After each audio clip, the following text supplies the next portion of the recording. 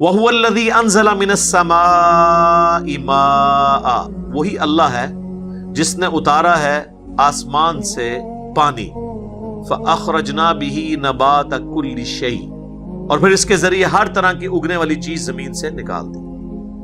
بندہ پاگل ہو جاتا ہے جناب، کچھ نظر نہیں آ رہا ہوتا، بارش کے بعد کس طریقے سے ہریالی ہوتی ہے، آپ کھیتوں میں کبھی چلے جائیں بندہ پریشان ہو جاتا ہے۔ فَأَخْرَجْنَا مِنْهُ خَضِرًا نُخْرِجُ مِنْهُ حَبًّا مُتَرَاكِبًا، پھر ہم اس کے ذریعے نکالتے ہیں ہری ہری بالیاں اور دانے ایک دوسرے پر چڑھے ہوئے۔ یہ گندم کی بھی جب بالیاں نکلتی ہیں آپ دیکھیں دانے پہ دانا، اور سرکار چھلی دیکھے تو بندہ پریشان ہو جاتا ہے۔ جو کہہ رہے ہیں چھلی خود بن رہی ہے، اسے کہو کہ یہ جو چھلی ہے نا اس کے دانے ہم اتار دیتے ہیں، دوبارہ اس جگہ پہ لگا کے بتا دو۔ ہاں ایک بار اتر جان، ایگزیکٹ انہیں کوارڈینیٹس دے ہوتے لا کے دسو۔ جو کام کرنے سے نہ ہو وہ خود بخود کیسے ہو سکتا ہے جب تک کہ کوئی ڈیوائن سورس اس کے پیچھے نہ ہو۔ God is the only explanation of all the physical phenomena in this universe۔ اللہ ہی وضاحت ہے کائنات میں ہونے والے ہر فزیکل فینامنا کے پیچھے۔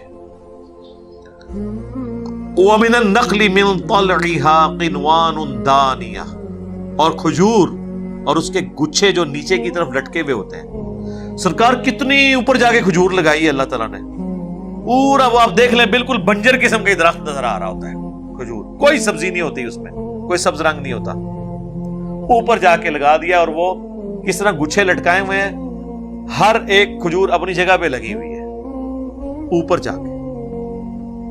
اللہ کے کام ہے۔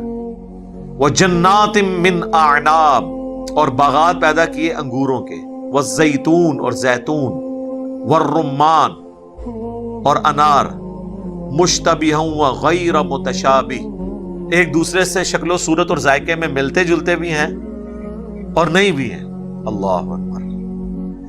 کھجور بھی میٹھی، آم بھی میٹھا، انار بھی میٹھا، انگور بھی میٹھا، سارے ہی میٹھے لیکن ٹیسٹ ڈفرنٹ۔ اس سے بڑی بات، ایک ہی زمین سے یہ سیراب ہو رہے ہیں اور زمین میں کوئی چینی آپ کو نظر نہیں آ رہی ہے۔ اس سے بڑی بات وہ آگے چل کے آ بھی جائے گی، آگے اس کے ساتھ ہی، بلکہ انظروا الی ثمرہ، ان کے پھلوں کی طرف ذرا دیکھو، اذا اثمر، جب وہ پھلدار ہو جائیں، یعنی وہ درخت بھر جائے نا پھل سے، ذرا دیکھو، وینعہ، اور ان کے پکنے کو۔ یہ بڑی امپورٹنٹ بات ہے، اللہ تعالیٰ فرما رہا ہے ایک تو پھل جب لگ جائیں اس کی طرف دیکھو، اور ان کے پکنے کی طرف ذرا غور کرو۔ یار چند دن پہلے تک آم سبز ہوتا ہے، آپ کاٹ لیں کھٹا ہے نا، آم اتنے کا اتنا ہے، اچانک اس کا رنگ بدلنا شروع ہوتا ہے اور اندر سے ذائقہ بھی بدل جاتا ہے۔ سرکار یہ کون سی پروڈکٹ ہے؟ یہ تو اسی طریقے سے ہے کہ آپ نمک کا گلاس رکھ کے سائڈ پہ ہو، تھوڑی دیر بعد آ کے دیکھیں تو وہ چینی بن چکی ہو، ایسے تو نہیں ہوتا۔ یہ کون سی فورس ہے جو اسے یہ کنٹرول کیے ہوئے؟ یہ اللہ تعالیٰ نے کہا ہے کہ ان کے پھلوں کو دیکھو اور اس کے بعد پکنے کو دیکھو۔ سرکار قیامت چھپی ہے اس جملے کے اندر کہ پکنے سے پہلے کچھ اور ذائقہ، پکتے ہی کچھ اور ذائقہ ہو جاتا ہے۔ اس کے اوپر غور کرو، کیا یہ سب کچھ خود بخود ہو رہا ہے؟ کسی کے کرنے سے ہو رہا ہے نا۔ اور وہی اللہ نے پھر کہہ دیا ان فی ذالکم لآیات لقوم یؤمنون، بے شک اس میں نشانیاں ہیں اللہ کی قدرت کی ان لوگوں کے لیے جو بات ماننا چاہیں۔ میں یہ ترجمہ کرتا ہوں، ویسے یہ ترجمہ ہے کہ جو ایمان والے ہیں، ایمان بھی وہی لاتا ہے نا جو بات مان لیتا ہے، یعنی جو بات ماننے والا ہے نا، سچائی کو ماننے والا، ٹروتھ لور ہے، حق کو قبول کرنے والا ہے، اس کے لیے نشانی ہے۔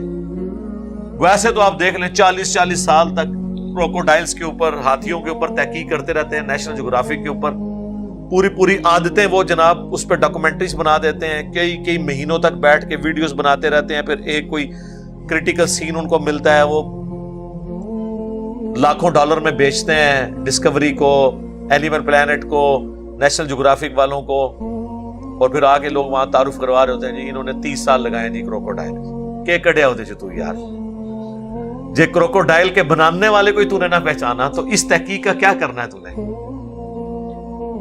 اور کیا اللہ نے اس کو دیکھیں کوالٹیز دی ہیں. یعنی اس پلانٹ ارتھ پہ اس سے زیادہ طاقتور جانور کوئی نہیں ہے. ڈائنوسارز دنیا سے یہ انہوں نے ختم کیے ہیں. جب وہ پانی پینے جاتے تھے نا، جو چاند ایک بچ گئے تھے، تو یہ اپنے جبڑوں میں ان کا شکار کر لیتے تھے. شیروں کا شکار کر لیتے ہیں. پانی پینے جائے شیر تو اتنا طاقتور یہ جانور ہے. 3000 پاؤنڈ اس کی فورس ہے یہ جبڑے بند کرنے کی. اور کیا کوالٹی ہے، پانی کے اندر بھی زندہ رہتا ہے، پانی کے باہر بھی. شکار کیسے کرتا ہے؟ بس صرف آنکھیں ہلکی سی باہر ہوتی ہیں، پورا اندر ہوتا ہے اور آ کے دبوچ لیتا ہے. اور اللہ نے کمزوری ایسی ساتھ رکھ لی ہے اس کے اندر، جب اس کے جبڑے بند ہو جائے نا، پھر ایک عام آدمی بھی اس کو دبا لے تو جبڑے کھول نہیں سکتا. کھولنے کی فورس اس کو کوئی نہیں دی اللہ نے. ہاں دیکھا، اس لیے وہ پکڑ کے فوراً ٹیپ لپیٹ لیتے ہیں. سرکار 3000 پاؤنڈ دی طاقت اگر وہ کھول دا ہوئے تو لاؤ کوئی بندہ پلوان جو اس کو کھولنے تو روک لے. ایک بار آپ اس کو قابو کر لیں. یعنی انسان سے اوپر کوئی نہیں ہے. انسان نے یہ چیزیں ڈسکور کر لی ہیں.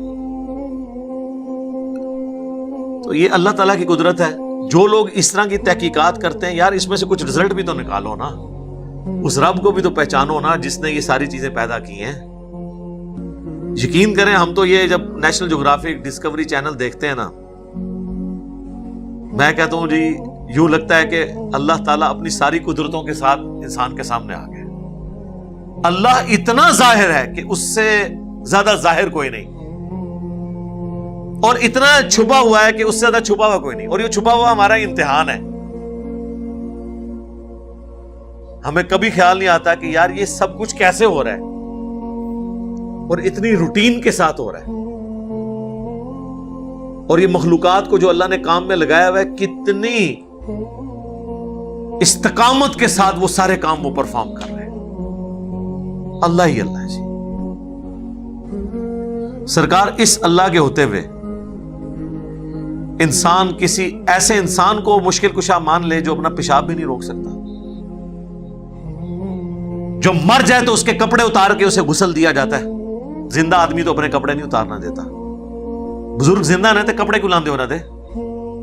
کپڑے اتار کے ہی ان کو غسل دے کے تو کفن پہناتے ہو نا. اتنا کمزور انسان. میں اکثر سوچتا ہوں کہ بعض اوقات انسان کو خیال آتا ہے کہ یار یہ شرک کی سزا ہمیشہ کی جہنم جو ہے، یہ بہت ایگزیجریشن ہے اس کے اندر، کہ 60 سال کا شرک کرنے کے عوض ہمیشہ کی جہنم. ہونا تو چاہیے تھا جو 60 سال شرک کرے 60 سال جہنم. لیکن سرکار شرک اتنا بڑا جرم ہے.